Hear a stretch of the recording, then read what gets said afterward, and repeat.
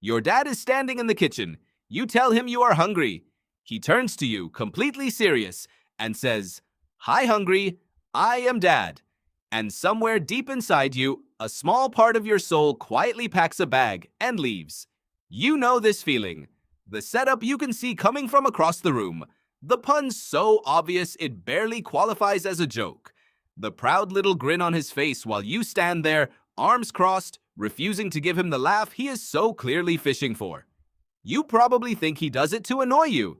You assume he cannot help himself, that some worn-out wiring in the aging male brain forces his hand toward the worst possible line at the worst possible moment.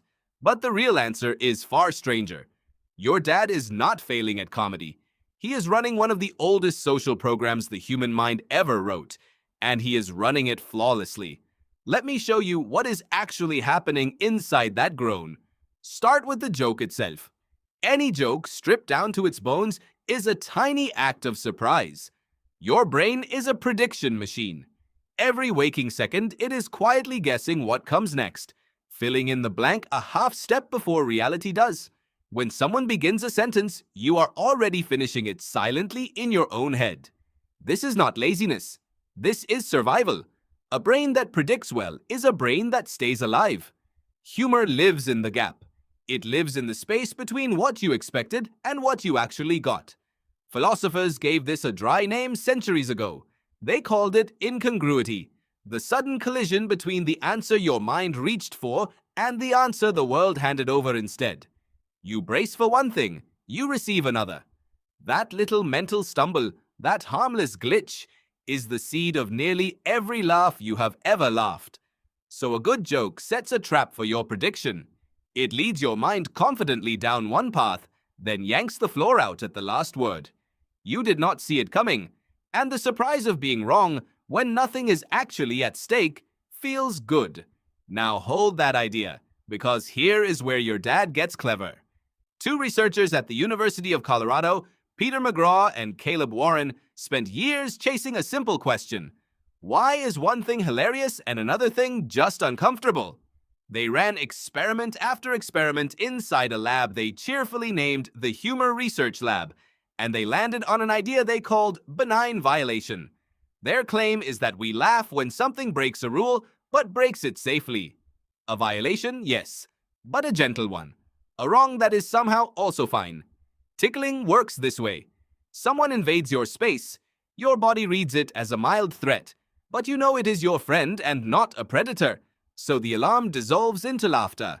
A joke works the same way. It violates your expectation, it bends a little social rule, but it does so in a space where nothing can hurt you. The setup promises danger. The punchline reveals there was never any danger at all. Here is the twist. A dad joke lives on the thinnest possible edge of that idea. A dad joke barely violates anything. The pun is so tame, so groan-inducing, so proudly unfunny that it almost fails the test entirely, and your dad knows this. On some level, he knows the joke is not good. That is not a bug in his delivery. That is the entire point of the performance. Let me say that again, because it changes everything. He is not trying to make you laugh. He is trying to make you groan. A researcher in Denmark named Mark High Knudsen studied exactly this, the strange durability of the fatherly bad joke, and he argued something that sounds backwards until you sit with it. He suggested that the dad joke is a kind of humor that works by refusing to be funny. The father delivers a pun so weak, so telegraphed, that the child cringes instead of laughs. And the cringe, the eye roll, the theatrical suffering, that is the reward the dad was after all along. Why on earth would a parent want that? Think about what your dad is actually teaching you in that moment. He is embarrassing you. Lightly, safely, on purpose.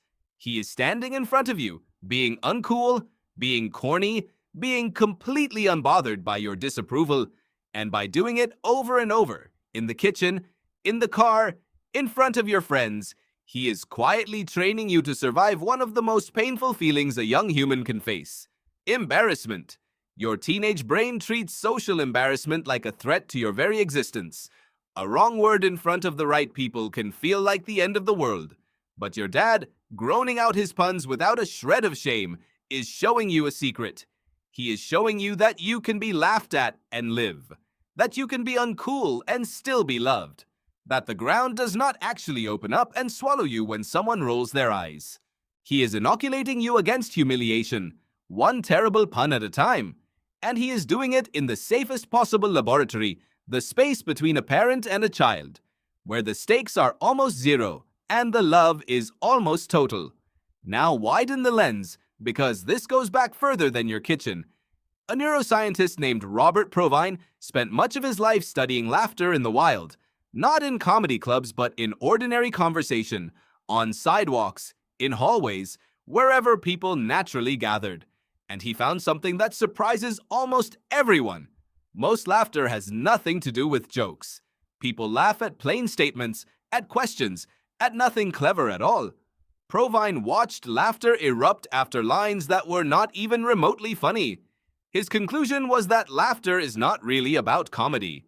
It is a social signal. It is a sound your ancestors made to say, "We are safe here. We are together. We belong to the same group."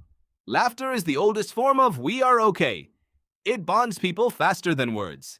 It predates language itself. So step back and look at what your dad is really doing. He makes a bad joke. You groan. He grins.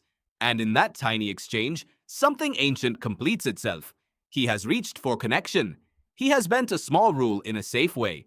He has handed you a lesson about surviving shame. And he has invited you into a shared moment that is really just the two of you saying, without saying it, "We are okay. We are together. This is our thing."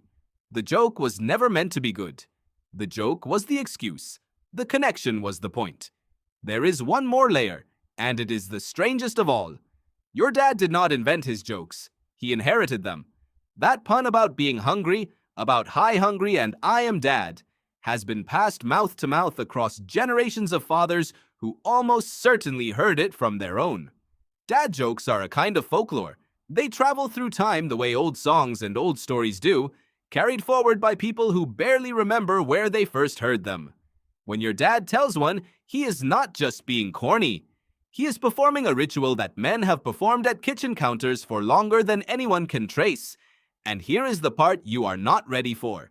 It is coming for you too. The wiring your dad is running is not a defect of his particular brain. It is a script that seems to activate in almost anyone who spends enough time caring for a child. The urge to tease gently, to embarrass softly, to reach for the worst possible pun and deliver it with total confidence, it waits inside you like a seed. You think you are immune? You think you would never. Your dad thought the exact same thing once, standing where you stand now, cringing at his own father. One day, someone will tell you they are hungry, and before you can stop yourself, before any conscious thought arrives, your mouth will open and the line will come out. "Hi, hungry, I am dad." You will grin. They will groan. And in that groan, you will finally understand what your father understood all along. That the joke was never about being funny. It was about being there. It was a small, ridiculous, deeply human way of saying, "I love you, I am not going anywhere, and I am willing to be uncool forever to prove it." So the next time your dad stands in the kitchen and ruins a perfectly good moment with a perfectly bad pun, look a little closer at that proud little grin. He is not annoying you. He is anchoring you. He is running a program older than language, teaching you to survive shame and quietly welcoming you into a lineage of fathers who chose connection over cool every single time. Your dad is standing in the kitchen. You tell him you are hungry. He says, "Hi, hungry, I am dad." And somewhere deep inside you, whether you like it or not, a small part of you is already learning how to say it back.